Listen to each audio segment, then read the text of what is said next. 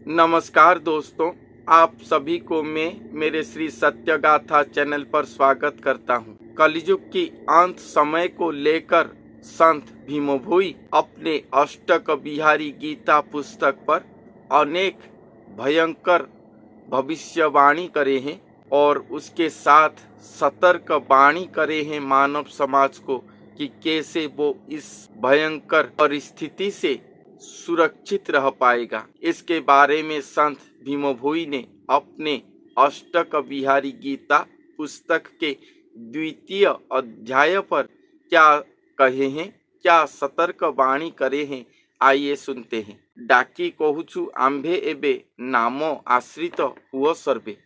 संत सभी जनों को बुलाकर अपने सतर्क वाणी कहे हैं कि सब भगवान के नाम आश्रित हो। क्यों, किस लिए संत ये वाणी कह रहे हैं?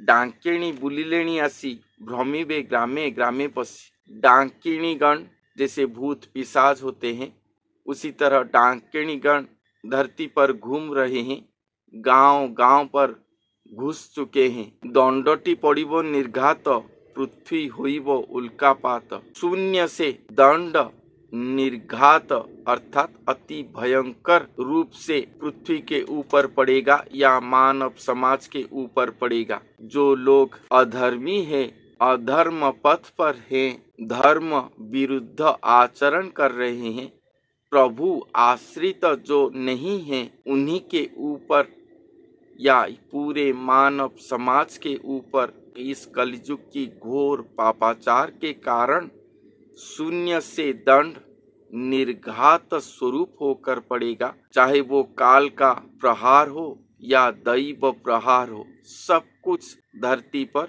या जन समाज के ऊपर पड़ेगा। पृथ्वी पर उल्कापात होगा। ढोड़ीबे मानव रुधिर जोग्निये हेलेनी बाहर। जोग्निगण भी निकल चुके हैं अपने स्थान से, पृथ्वी पर घूमेंगे और मानवों की रक्तपान करेंगे।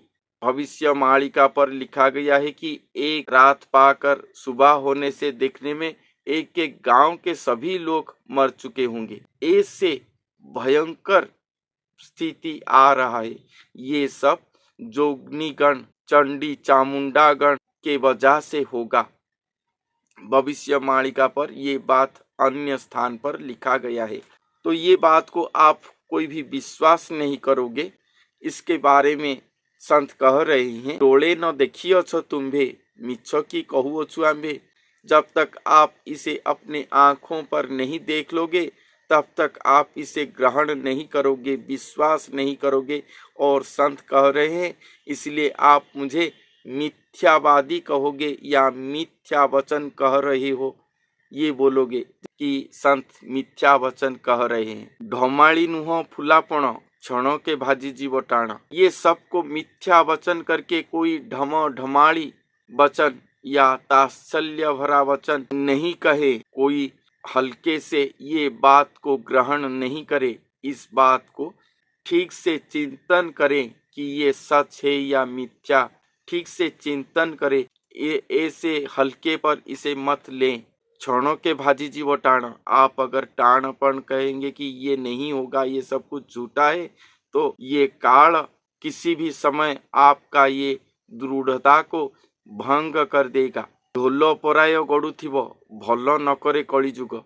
ढोल जैसे जोर से आवाज करता है, दिखने में बाहर को बहुत सुंदर होता है, मगर उसका अंदर एम्प्टी होता है, फंपा होता है, और एक जोर से प्रहार दोगे तो वो टूट जाएगा, फट जाएगा। उसी तरह आप जो फुला फांकिया पर ये बात को ग्रहण करते हो, टाही टापरा करते हो, आपका अवस्था संत कह रहे हैं कि एक ढोल की तरह है। आप दिखने में सुठाम हो, सुंदर हो, दृढ़ता के साथ वचन कह रहे हो, मगर एक काल की प्रहार से आपका दृढ़ता खंडन हो जाएगा। आप संपूर्ण नष्ट भ्रष्ट हो जाओगे। भल न करे कलिजुग। कलिजुग का रीति नीति आपका कभी भी अच्छा नहीं करेगा। ढोलो पराय गड़ुथियो, ढोल की तरह आप है। जो लोग इसे तात्सल्य करते हैं, हल्के पर ये बात को लेते हैं। इसलिए इस टॉपिक के ऊपर जरा सीरियस हुइए, क्योंकि ये सभी बातें 500-700 साल पहले लिखा गया है। जो अभी समाज पर हो रहा है, जो बात नहीं हुआ है वो क्यों नहीं होगा, इसके विषय पर जरा सोचें।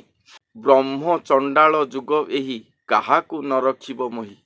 ये ब्रह्म चंडाल युग है। चंडाल दोष और ब्रह्म चंडाल दोष ये बहुत ही भयंकर है। जिस व्यक्ति को ब्रह्म चंडाल दोष लगता है उसे धर्म सहित भगवान देवी देवता सब छोड़कर चले जाते हैं।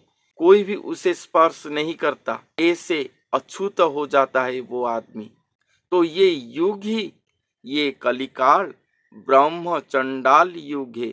संत ये बात कह रहे हैं। काहाकू न रखिब मही, मही पर किसी को भी धर्म पथ सत्य पथ पर रहने नहीं देगा, किसी को भी शांति से रहने नहीं देगा ये कलियुग। भारदा करी कलियुग नेलाणी सर्व जाति वर्ग। भारदा करके इस कलियुग सभी का जाति वर्ग सब कुछ छीन कर ले चुका है। भारदा का अर्थ है कि जैसे एक पुरुष कुछ धन प्राप्ति के लिए, कुछ अनुग्रह प्राप्ति के लिए अपने पत्नी को ही पर पुरुष के हाथ छोड़कर चले आता है, इसे भारदा कहते हैं। उसी तरह आज का जन समाज धन प्राप्ति के लिए, अनुग्रह प्राप्ति के लिए, प्रतिष्ठा प्राप्ति के लिए अपने निष्ठा, अपने जाति का कर्म, जैसे ब्राह्मण धन के लिए ब्राह्मणत्व को छोड़ चुके हैं, वेद को छोड़कर नौकरी वगैरह करते हैं, सरकारी पोस्ट पर हैं, वो सब करप्शन करते हैं कुछ रुपयों के लिए, अपने मानवपन को बेच चुके हैं। या कलियुग ऐसा भयंकर है कि कुछ पाने के लिए, कुछ रुपया, कुछ सम्मान पाने के लिए ये मानव समाज अपने मानवत्व को, निष्ठा को बेच चुके हैं और सभी पापाचारी हो चुके हैं और अपना जाति वर्ग सब कुछ खो चुके हैं इस कलियुग की प्रभाव से। और ये भारदा करके लोभ देकर कलियुग सभी को पथभ्रष्ट कर चुका है। भारी हेलाणी दिनु दिन हरि नेउछि प्राणी मन। और ये कलियुग का पापा भार दिन हु दिन बढ़ता ही जा रहा है और सभी प्राणियों का मन भी वो छल से हरण करता जा रहा है, अपने बस में कर चुका है। जो जितना भी ज्ञान दे ये मनुष्यों का आंख नहीं फिटने वाला। वो जो समझ गए हैं वही ठीक है, और अगर आप समझाने जाओगे तो वो सब आपके साथ ऐसा युक्ति करेंगे कि आप ही मिथ्या प्रमाणित होकर लौट आओगे। ऐसा है आज का मानव समाज। धाई आसुछि देखो काल पृथ्वी की होइबा कुशल। ये काल का समय दौड़ता हुआ आ रहा है, ये पृथ्वी को सल करने के लिए या जलमय करने के लिए काल का गति हो रहा है। भयंकर तूफान आ रहा है, भयंकर बारिश कहाँ पर हुआ, जल नदी में बाढ़ आ जाता है, वहां पर ग्लाशियर फटकर पानी हो रहा है। इसके लिए समुद्र पतन बढ़ता ही जाएगा, ये साइंटिस्ट गवेषणा करके कह रहे हैं। और कुछ ही वर्ष के अंदर अनेक शहर जलमग्न हो जाएगा। ऐसे धीरे धीरे होगा। ये जलवायु की परिवर्तन के कारण पृथ्वी जलमग्न की ओर जा रहा है। संत कह रहे हैं कि कलिकाल का गति ऐसा हुआ है कि पृथ्वी को जलमग्न करने के लिए, सल करने के लिए या जलमग्न करने के लिए काल दौड़ता हुआ आ रहा है। धरी से माड़ी बसिलाणी सबुଙ୍କୁ मेलछ कलाणी। ये कलिकाल सभी नर जनों को पकड़कर उन्हें म्लेच्छ कर रहा है। म्लेच्छ अर्थात आपके पास, आपके आत्मा के कोई भी देव कला, देवत्व, मानवत्व नहीं रहेगा। आप संपूर्ण राक्षसमय हो जाएंगे। सत्य का सत्ता आपके पास विलीन हो जाएगा। जैसे कि आप एक कोयला हो जाओगे और वो कोयला को जितने भी धो ले, आप कभी भी अपना रंग परिवर्तन नहीं कर पाएंगे, वैसा ही कोयला होकर रह जाएंगे। ये म्लेच्छ जन वैसा ही हैं, वो कभी भी भगवान को ग्रहण नहीं कर पाएंगे, सत्य को ग्रहण नहीं कर पाएंगे। इसलिए ये सब म्लेच्छ जन हैं और ये म्लेच्छों को संहार करने के लिए कल्कि आएंगे। और ये कलियुग अपने काल की प्रभाव से, अपने पाप के प्रभाव से सभी लोगों को धीरे धीरे म्लेच्छ कर रहा है। नव खंडरे कली पसी सबों कराउछि दोषी। ये नव खंड पृथ्वी पर कली प्रवेश करके सभी को दोषी कर रहा है। भगवान तभी एक आदमी का दोष ग्रहण करते हैं जब वो धर्म विरोधी हो जाएगा। बाकी सभी दोष को वो क्षमा दे सकते हैं, मगर अगर वो पापाचार पथी हो गया, धर्म विरोधी हो गया, भगवान विरोधी हो गया, तभी दैव दोष उसे लगता है, जो कि उसे जन्म जन्मांतर तक अधोपतन मुखी करके रखता है। और ये सभी मनुष्यों को दोषी कर रहा है ये कलियुग। निंदा कराई सर्वमुखे, अचेता कराई प्रत्यक्ष। सभी के मुख पर निंदा गान करवा रहा है। भगवान विरोधी, गुरु विरोधी, शास्त्र वेद सत्य विरोधी वचन कहवा के सभी को दोषी कर रहा है। भगवान विरोधी या सत्य या धर्म के विरुद्ध मंतव्य देने के कारण सभी लोग अचेत अवस्था पर चले जा रहे हैं और सभी अचेत होकर रहे हैं। प्रत्यक्ष रूप में चलते फिरते हैं, मगर सब अंदर से अचेत होकर रहे हैं। धर्म के प्रति, सत्य के प्रति किसी का भी कोई भी ज्ञान नहीं है। स्थावर जंगम सहिते असत्य हेबारु समस्ते। स्थावर जंगम सहित सब असत्य हो चुके हैं। स्थान को भ्रष्ट जेणु कले धर्म जे शून्य उठी गले। स्थान को भी भ्रष्ट कर चुके हैं, इसलिए जो स्थान पर जो धर्म रहे थे वो सब धरती को छोड़कर शून्य को चले गए। स्थान अर्थात देवस्थान हो, मंदिर हो, सभी पर अन्याय पापाचार दिखाई दे रहा है। जहाँ पर देवत्व को छोड़कर कली अपना निवास कर चुका है, वहाँ पर जो देवी देवता की शक्ति काम कर रहा था, वो सब इसको देखकर सब शून्यगामी हो गए हैं।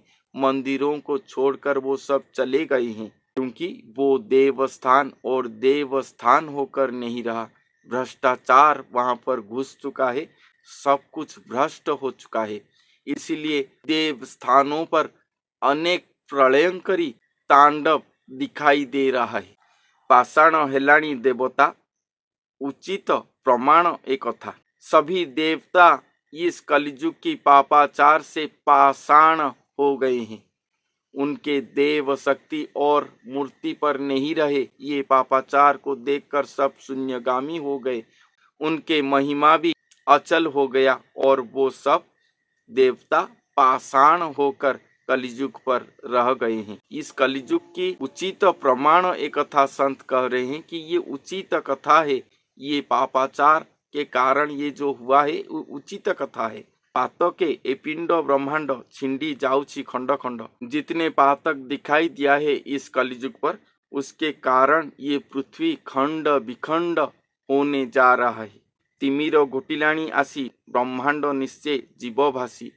चारों ओर अंधकारमय हो रहा है। ज्ञानांधकार पापांधकार में आच्छादित हो रहा है ये पूरा ब्रह्मांड, और इसके कारण ये ब्रह्मांड प्रलय की ओर बहता ही जा रहा है। तीनी पुर को घोटी पाप जुग हेउछि अग्निमुख। तीनों पुरों को पाप व्याप्त हो चुका है और ये युग अग्निमुख हो रहा है। जैसे कि अग्नि सभी को जलाकर भस्म कर देता है, उसी तरह इस कलियुग का पाप के कारण ये सारा ब्रह्मांड को जलाकर भस्म कर देगा। उसी तरह इस कलियुग का गति हो रहा है। फलुछि कला कर्म मान जानी न पारुछ सुजन। ये सब कली का गति नहीं, ये सब मनुष्य कृत है। संत यही बात कह रहे हैं। जो पाप ये मनुष्य जाति अर्जन किया है अपने कर्म के द्वारा, वो सभी पापों का फल स्वरूप ये विनाश इस सृष्टि पर दिखाई दे रहा है। काल का, जलवायु का कोई विपरीत गति नहीं, भगवान का कोई इच्छा नहीं, ये सभी मनुष्य कृत है। इस जगत का सर्वश्रेष्ठ प्राणी कहने वाला ये मनुष्य कि कर्म फल के कारण ये सब कुछ हो रहा है। संत यही बात कह रही हैं और ये बात को सुजन जन नहीं जान पा रहे हैं। भासी जीवाकू बसी अछि, बहुत बेल नुहे किछि। सब कहते हैं 4,32,000 वर्ष से कलयुग का अंत समय, ये सब बकवास है, ये सब अभी नहीं होगा। नहीं, ये इतने साल नहीं, ये पापाचार ऐसा हो गया है कि बहुत शीघ्र ही, कुछ ही वर्ष के अंदर ये प्रलय को सम्मुखीन करेगा पृथ्वी। पंडित जन अछ जही बुझिबे श्रोता चित्त हुई।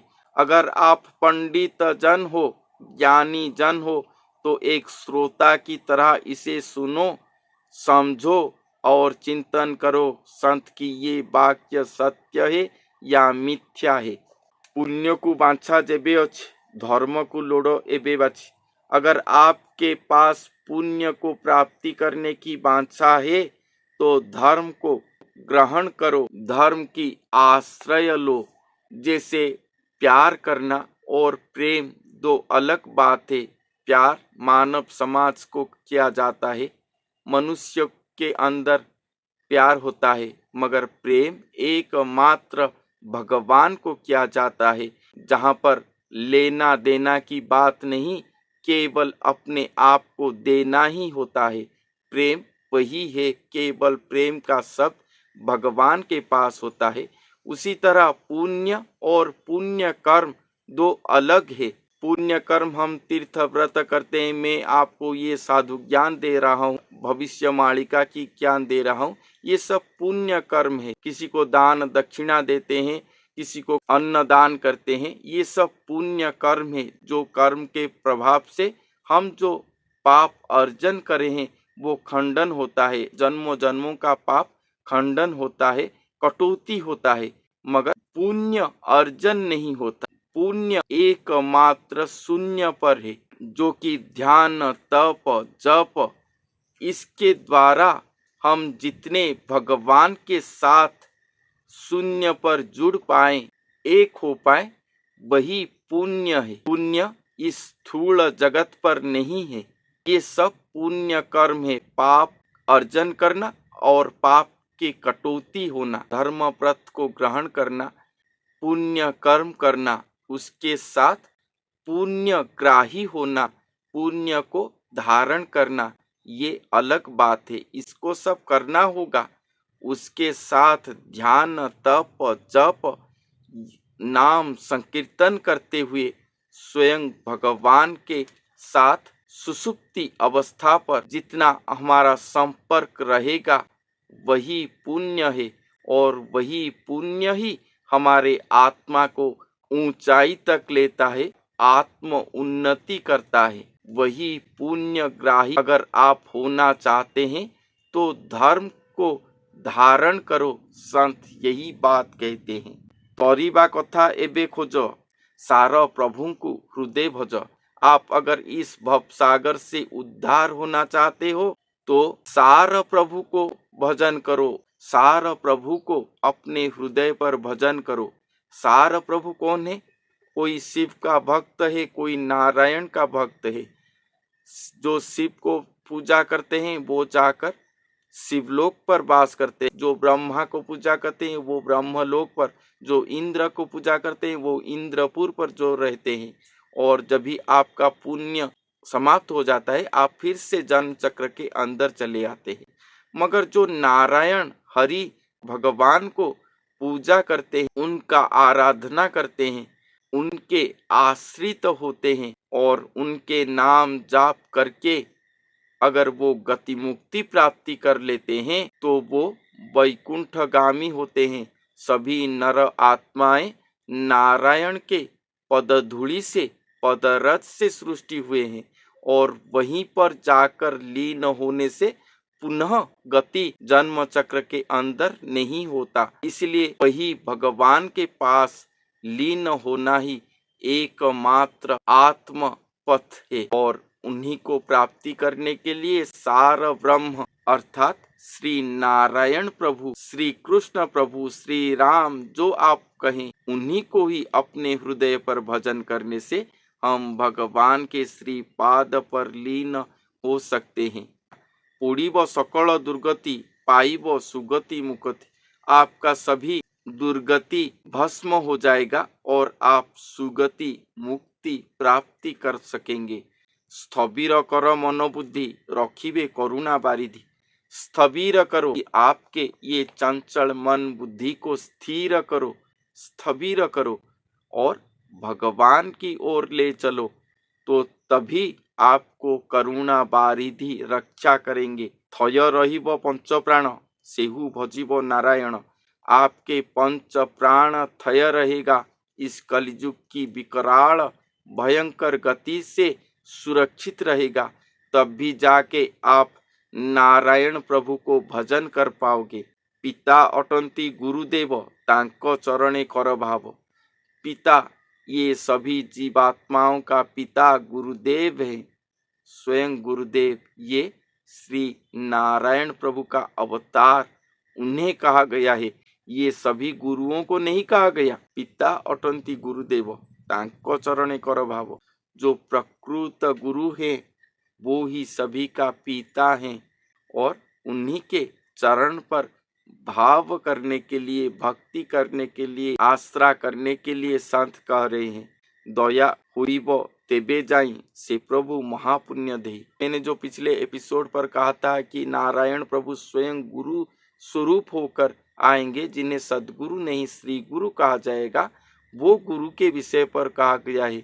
कलयुग को समाप्त करके पुनः सत्य युग स्थापन करने के लिए, सभी भक्त आत्मा सुजन आत्माओं को रक्षा करने के लिए, इस जगत को प्रलयमुखी काल से उद्धार करने के लिए श्री गुरु स्वरूप होकर स्वयं नारायण प्रभु अवतार लेंगे और उन्हीं के चरण पर शरण जाने के लिए, भाव भक्ति आश्रा करने के लिए संत कह रहे हैं और वो ही प्रभु महापुण्य देही हैं। भय निवार कर मनु आन नदी से गुरु बिनु, इस धरती पर तो और पापाचार के कारण कोई भी देवी देवता नहीं रहे, कोई भी मंदिर पर नहीं रहेंगे, तो इस कलयुग पर एकमात्र वो गुरु ही सर्व देवता हैं, एकमात्र उद्धार करता होंगे और उनके बिना और कहीं भी देव सत्ता दृश्य नहीं होगा। पृथ्वी के जो जहाँ पर भी उन्हें पुकारेगा वहाँ पर वो उसे सुरक्षा देंगे। ऐसे सर्वव्याप्त गुरु हैं वो।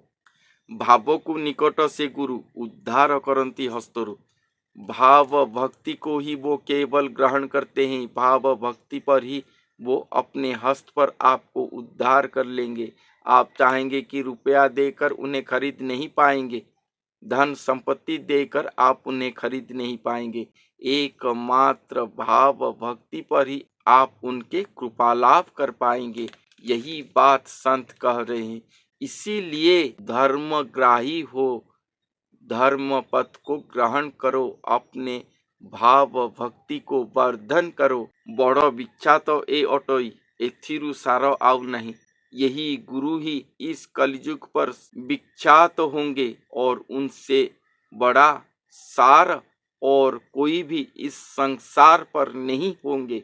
धरित्री उश्वास पाइब पातक मान पुड़ीजीव, वो गुरु के द्वारा ही इस धरती उश्वास होगा, इस कलयुग का भयंकर पाप भारा भस्म हो जाएगा। धर्म को स्थाप घरे घरे सत्य प्रचार निरंतरे, इसलिए वो गुरु की कृपा लाभ करने के लिए इस महाप्रलयंकरी काल से सुरक्षा पाने के लिए धर्म को अपने घर पर ही स्थापन करके रखो, सत्य को प्रचार करो, अपने हृदय पर निरंतर करो, तभी जाके काल आपसे दूर रहेगा और स्वयं भगवान के सुरक्षा छत्री आपके सर के ऊपर रहेगा, ये काल आपको स्पर्श नहीं कर पाएगा। तेबे रहिबो जीव पिंडे, पड़िबो नाही काल दंडे। ये करने से ही ये आपके शरीर पर आपका जीवन रहेगा, काल का दंड आपको स्पर्श नहीं करेगा। स्थिति पाइब कलिकाले, सुखे रहिब रवि तले। इस कलिकाल पर आप स्थिति पाओगे और सुख में जीवन अतिबाहित करोगे। संत ये सभी बात कह रहे हैं, ये भयंकर कलिकाल की लक्षणों को वर्णन करे हैं, उसके साथ कैसे आप इससे उद्धार पाओगे ये बात भी कहे हैं। हल्के से मत लेना, ये भी सतर्क करके कहे हैं। तो आप ये सभी बातों को ध्यान से चिंतन करें और अपने आप की पथ को स्वयं ही स्थिरीकृत करें। तो आज के लिए इतना ही, फिर मिलते हैं अगले वीडियो पर। तब तक के लिए धन्यवाद।